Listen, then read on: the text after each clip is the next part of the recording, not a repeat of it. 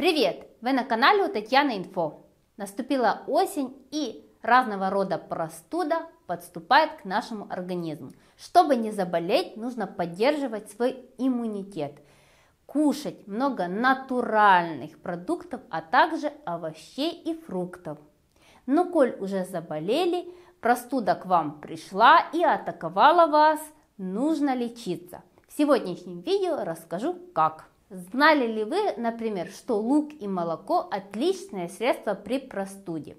Как же приготовить такое средство? Понадобится горячее кипяченое молоко и одна луковичка среднего размера.